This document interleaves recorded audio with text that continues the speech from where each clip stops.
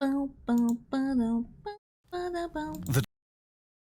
place where the C users Eve document Adobe Media Encoder, archived workspaces, videos, captures, 2022-225, 13, but Hugo, I just fucking said. Hugo, I just fucking said that I didn't play Friday Night because we had just played it before I said that I was gonna be right back, and I didn't. I felt awkward minimizing this because this was full screen and then pulling Friday Night back up again.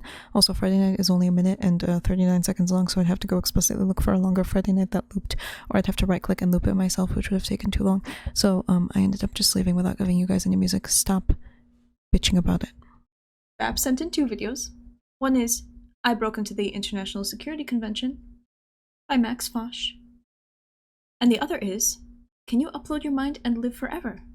Interestingly enough, this one was uploaded around when Cyberpunk 2077 initially released, and this is a major plot point in Cyberpunk, and I'm sure very acquainted with the genre in general. So, Deshku? What? What language is this? I guess it's Turkish. Azerbaijani. Cool! That's so cool that they have subtitles in Azerbaijani!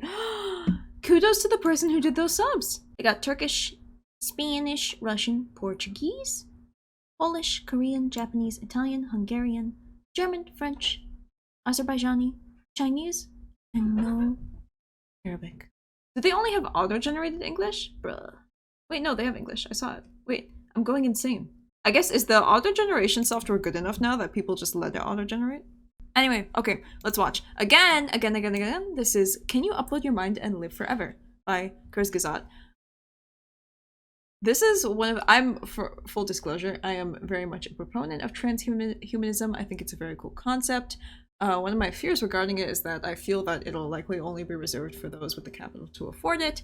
As we've seen critiqued by the cyberpunk genre over and over again. That's not a particularly breaking critique. I feel like it's a very rational prediction / fear that most people have.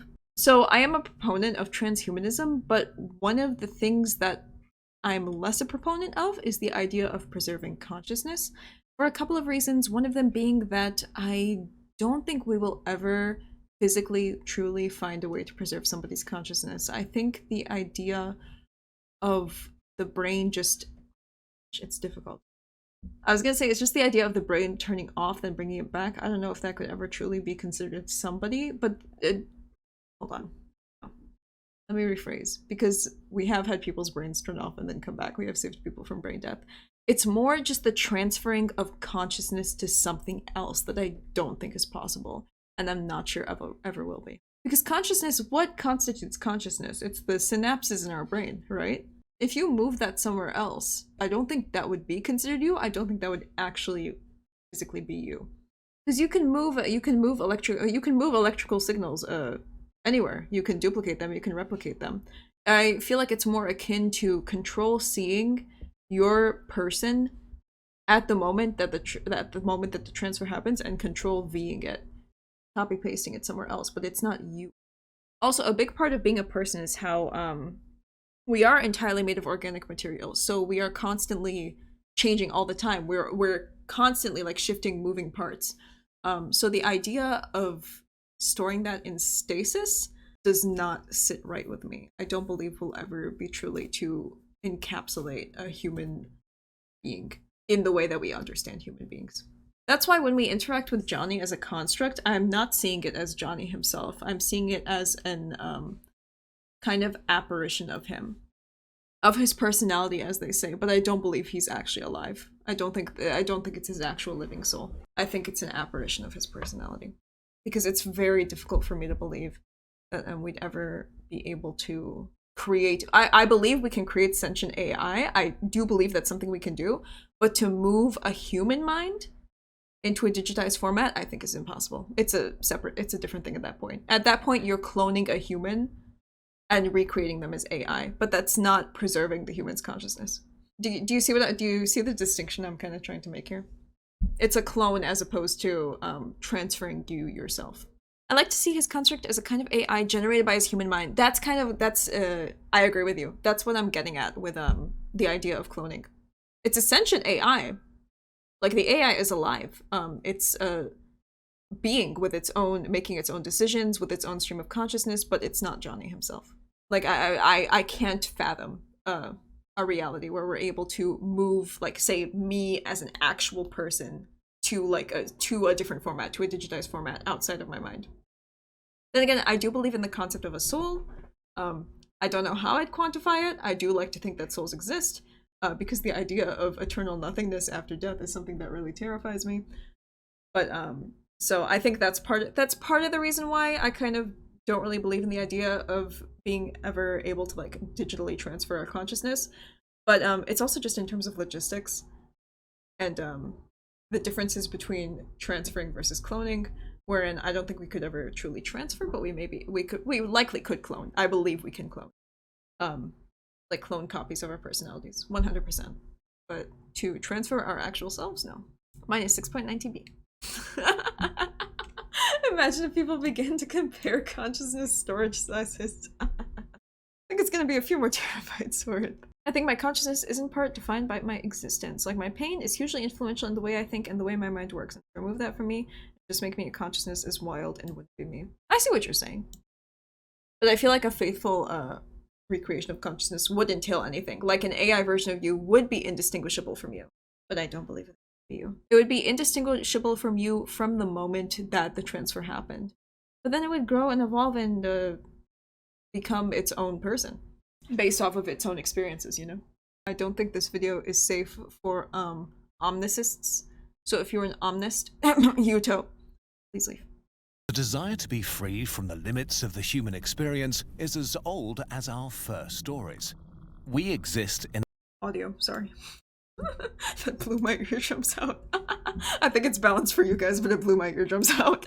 But an AI from a migrated consciousness different from a more traditional AI. Could you imagine if you timed Yuto out? Could you imagine if people like discriminated between one type of AI over the other? Like, oh, you're just a copy of a person versus, chat, she's rubbing her cheeks against the webcam. What's she saying hi to you? Could you imagine if there was like supremacy between different types of AI? Like, oh, at least I'm based off of like a real living person versus oh, like at least I'm my own like original being. You have to start playing the video right now, otherwise he'll be back before the end. Can I? I can't, because...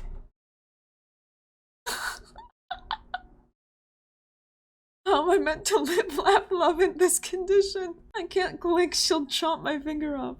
BP, I need to play the video! This is an act of psychological warfare. She's discovered exactly where she can sit to get maximum attention. Okay, anyway, I'm gonna try playing the video. And hope she doesn't eviscerate my hand when I go to press play. Please. Ah!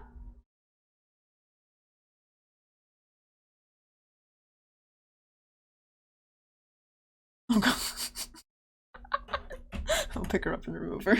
To be free from the limits of the human experience is as old as our first stories. How is it? We exist in an endless universe, only bound by the laws of physics, and yet our consciousness... I've been meaning to ask this. Look, I understand our universe is expanding. The amount of it we can see is finite. We don't know what lays beyond that border. But what are we expanding into? Sourdough, thank you. is trapped in mortal machines made of meat. With the breathtaking explosion of innovation and progress, for the first time, the concept of leaving our flesh piles behind and uploading our minds into a digital utopia seems possible, even like the logical next step on our evolutionary ladder. Mind uploading and digital immortality are some of the core themes of the totally game timed this Cyberpunk around 2077. Cyberpunk. They did! It plays in a grim dystopian future where humanity has progressed far beyond today's technology and explores what this could mean for humanity. It wasn't a coincidence. About a year ago, CD Projekt Red asked us if we would like to make a video about some of these ideas, and we were immediately on board. So, let's explore this topic together. Is it possible to upload your mind into a computer? Well, it's complicated. But you knew it wasn't a coincidence, huh? Oh, I love this intro. Upload what exactly? Mind is one of those words that are really hard to define. It's thought to be the collective abilities of your consciousness and intelligence, the thing that lets you imagine, recognize, and dream. Mind uploading is the hypothetical concept of making a copy of this inner world and transferring it into a computer to run a simulation of your consciousness. Like being able to perceive yourself. But even defining the premise gets really hard, really fast. The possibility of mind uploading is based on 3 assumptions. Upload these. Assumption 1, your mind is in your brain's structure, arrangement, and biochemistry. The idea that everything about the mind can be found in the brain is called physicalism, and it keeps our discussion within the domain of natural law.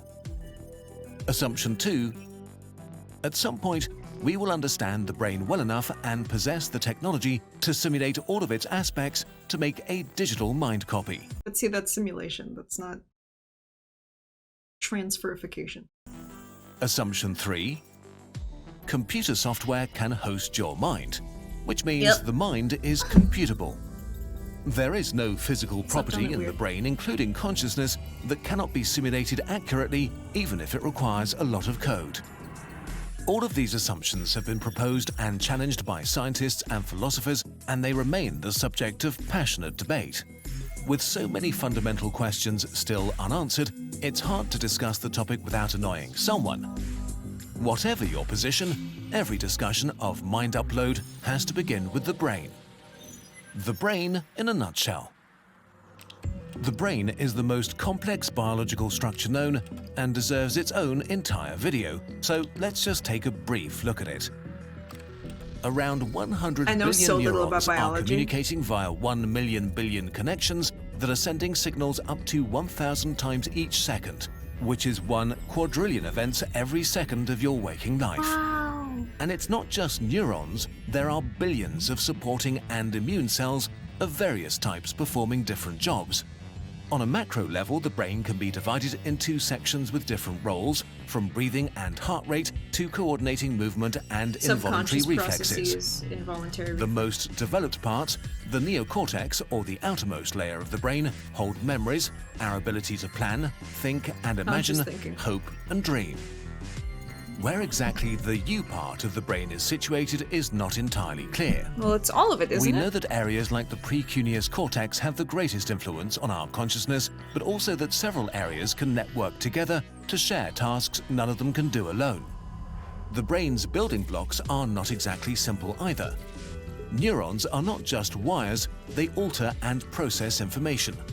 Synapses, where signals are handed over from one neuron to the next, contain receptors for hundreds of chemical signals, opening them up to outside influence. We have a basic understanding of how these work, and we can accurately predict their behavior at small scales, but there's a lot more to the brain than just nerve signals. That's how being able to predict them at small scales is things like SSRIs, right? Hormones play a huge role, like serotonin, which affects our mood, or histamine, which helps us learn. The brain is influenced by our other parts too. It's crazy how much hormones affect thought.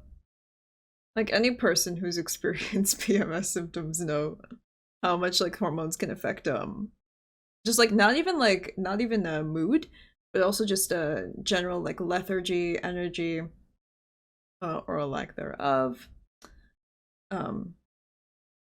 Yeah, it's crazy. And it's not just for people who experience PMS, like everybody has hormones that influence their mood, but with us it's like we track this shit on a period calendar and we know exactly when it's gonna happen. So we're like more aware of it happening. But yeah, it's just crazy. It's insane to me how hormones work, and it's crazy to me. I can tell, not to get TMI, but I can tell when it's the day before my period because I can feel my change in my thinking patterns when my hormones drop. Like your estrogen plummets right before the end of your menstrual cycle, and I can literally feel that happen. And I imagine it's the same for a lot of people who like track their cycles, which is crazy. Which helps us learn. The brain is influenced by our other parts too, from heart nerves to gut bacteria. What seemed like a very complicated system to begin with gets even more complicated the more we learn about it. To get this wildly interconnected mess of cells and meat and chemicals into a computer, we need a model that we can simulate in our digital world. Some sort of scan. Unfortunately, our scanning technology, like fMRI machines, is not nearly good enough to attempt such a thing. But there is a different method that seems very promising. Cutting a brain into tiny slices and scanning them with a high-resolution electron microscope to create an accurate map of all the cells and connections. How thin of a slice are we talking, though? That sounds quite thin. You have to cross-section that very finely. And that raises an ethical concern. Do we do this on a live brain? So I got a gut feeling could be potentially accurate. Yeah! Gut microbes? God, I wish Chase were here. Contribute so much to our thought processes and our mood as well, which is insane. That's what I mean when I say the body is so many individual moving parts that contribute to our greater whole. And when you preserve something digitally, maybe this is me making an assumption based on current technology, but the way I see it is that it's something static. You're preserving something static, which is impossible for a human mind. Like, that's just not how we work. It needs to be something incredibly dynamic that's constantly evolving, and at that point, that's no longer you, even if they perfectly replicate. We'd have to like do this shit down to like the quantum level for me to buy into that. And even then, I would call it a quantum clone. I don't think it could truly. In 2019, scientists successfully mapped a cubic millimeter of mouse brain, insane, roughly the size of a big grain of sand. It contained 100,000 neurons with 1 billion synapses and 4 kilometers of nerve fibers. 4 kilometers! This grain of brain was cut into 25,000 slices. 5 electron microscopes ran continuously for 5 months, collecting more than 100 million images. What did I tell you? It took 3 months to assemble the images into a 3D model. Thin slices. It's so insane that we did this. I know I say this every time we watch a Kurzgesagt video, but we did that! Images. It took 3 months to assemble the images into a 3D model. The completed dataset fills up 2 million gigabytes of cloud storage. To scan a whole human brain, we would have to repeat this effort 1 million times, which is much easier said than done. Oh my god. Even worse, to correctly simulate a brain, we might even have to map out much smaller building blocks to include the billions of underlying proteins or even individual molecules that cause all the behaviors we see at the cellular level, which might produce more data than the capacity of all data storage on Earth. Brain water to consciousness wine. That's amazing! While all of these issues are annoying... Hey. Maybe Kevin meant 6.9 petabytes and he just misspelled. Oops, mistell. To consciousness wine. While all of these issues are annoying, the real question is how we turn the static blueprint of the brain into an active thing. Even if we have a scan down to the level of synapses, we need laws and rules that animate the wiring diagram. To endow this static structure with life, update it with the various laws of chemical binding, of electrodynamics, to animate the simulation. So it becomes a dynamic active thing like a brain that exists from 1 microsecond to the next, that can evolve in time, think, see, and act. But even then, is it the reality is that we just don't know if this is possible to achieve. I guess mine is more of a philosophical technology question. Can give rise to real minds. It all hinges on the nature of the problem. Are the brain and mind just complicated and a lot of work to figure out? Or are they complex in a way that we can't solve?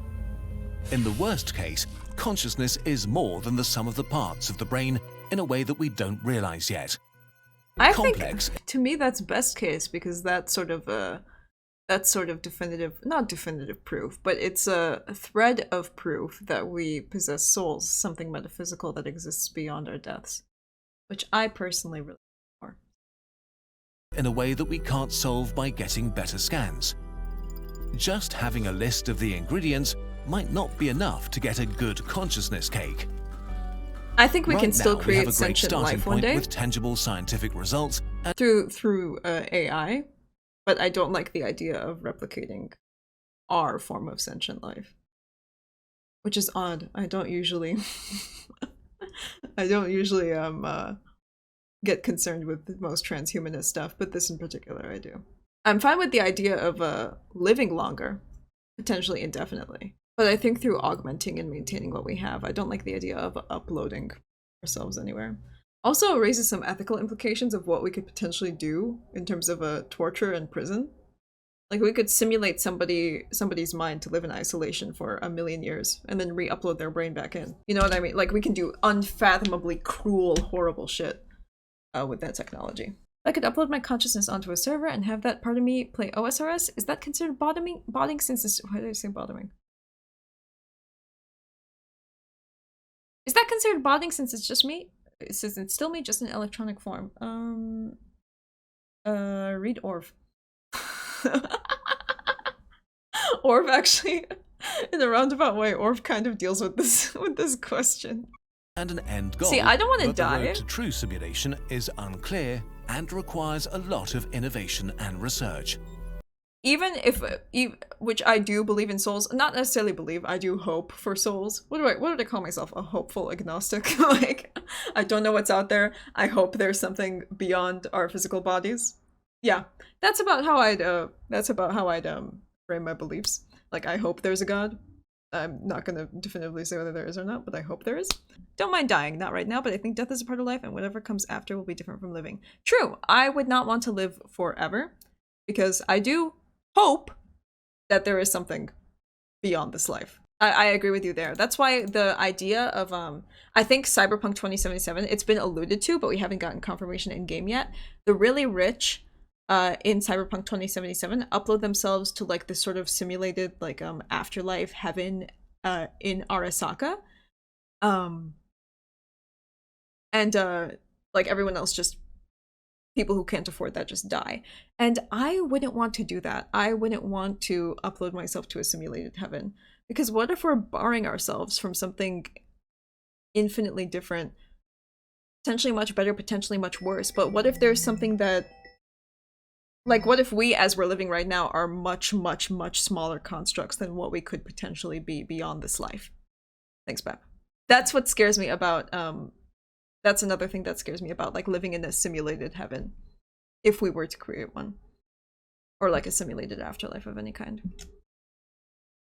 Don't want to be a consciousness in a server. I want to die someday. That's not like a depression thing. It's just I want to die and find out what happens next. I get you. I'm the same way. I want to live much longer.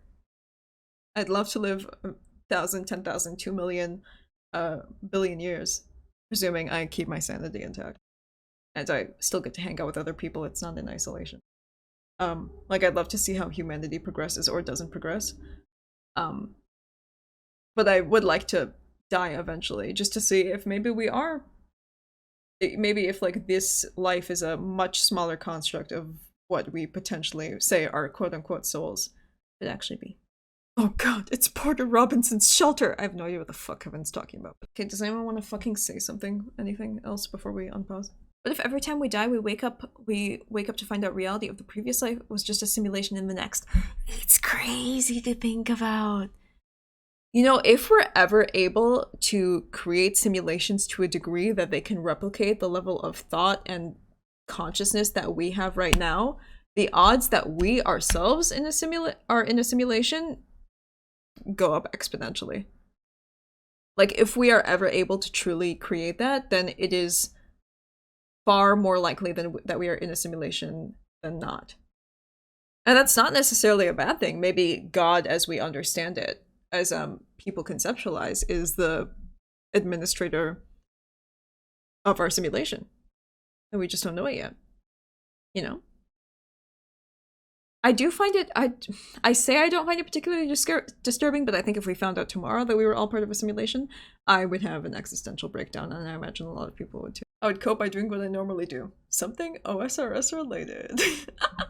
So does OSRS still exist for real or not? No? Can you make it? I want a family and I don't want to see my family die before me. Fair enough.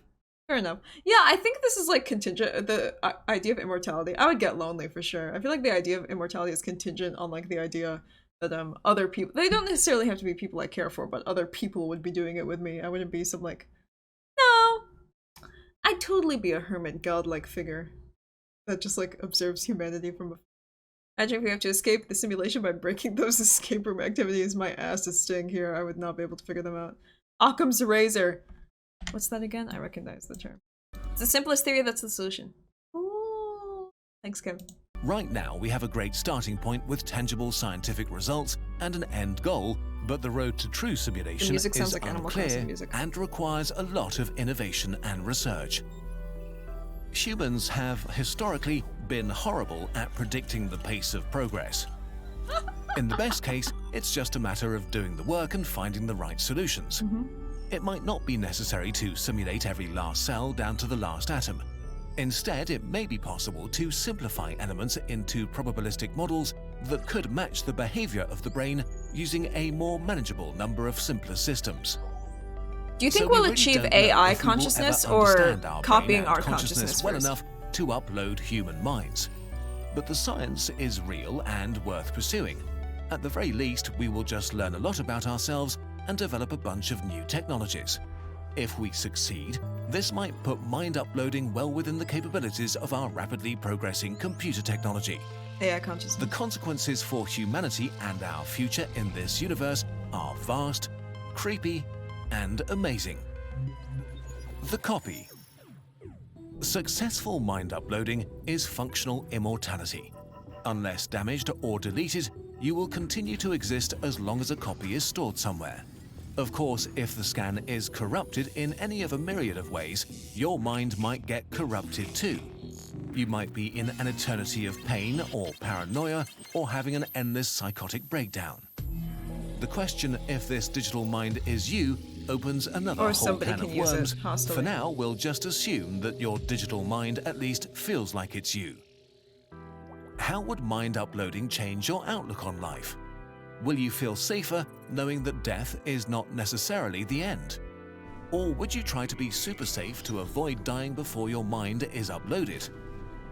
If scanning technology does become advanced enough, your biological and digital versions could coexist. You could help each other out by making your biological lifespan more enjoyable and the future of the copy more secure. Whatever happens, your mind copy will begin a completely new life once it opens their digital eyes for the first time. Having a functional body is actually quite nice, and you're pretty used to it. Food, love, pain and exhaustion, all of these things are parts of us that we must live with. But in the end, they are the result of neurons firing in your brain. So while you could decide to live in a simulated body, it might be optional for a digital mind. Falling in love might lose meaning if you can have it at the press of a button. Instead, you might end up searching for new extraordinary experiences. Walk on the surface of the sun. Speed up time to skip past a few boring months. Experience a simulation of the past. Your perspectives and priorities will change as you continue to exist in this liberated form. The longer digital minds exist, eventually they will likely gain greater knowledge of themselves and an ability to change their own contents. This can be as simple as deleting a Sorry, I accidentally paused. That's so cool. memory that Tune into your stream and see Mr. House in the making. What the fuck? bugs you. You might change aspects of your personality. Oh my like god, I didn't grudges, even consider addictions, that. or laziness. Without the That's constraints so of cool. biology, your abilities might move up as technology progresses, while your priorities or goals might become more and more foreign to your original brain if it's still alive. Waking up to the true potential of digital immortality will be gradual. You can start projects that would take more than a lifetime to complete. Scientists could accumulate an incredible amount of knowledge, leading to discoveries that could revolutionize the world. Adventurers could upload themselves onto small spaceships and embark on journeys to the stars, just putting themselves on pause for thousands of years at a time.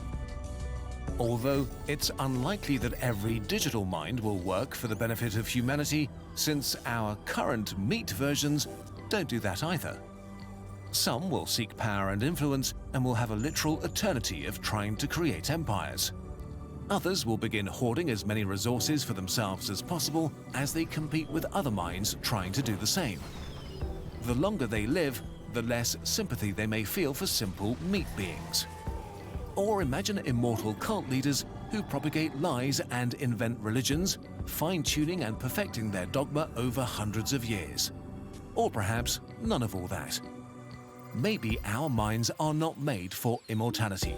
and digital minds will just become rigid and unproductive and retire after a very long life, having experienced maybe they just off themselves. Everything they could ever want to.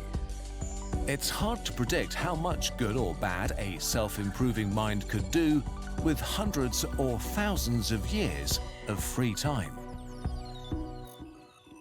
While mind upload with all its wonders and horrors is beyond our current technological capabilities, you can use some of your free time in the present and experience one interpretation of this future right away by hitting the streets of Night City in Cyberpunk 2077. That's what we're doing on stream right now, and it's lots of fun.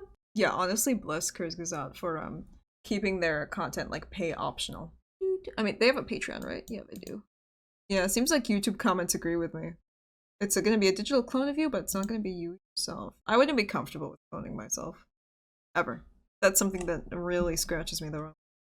If clones of me exist out there, like if the universe is theoretically infinite, then the chances that you have a clone that's exactly like you that exists out there is not zero.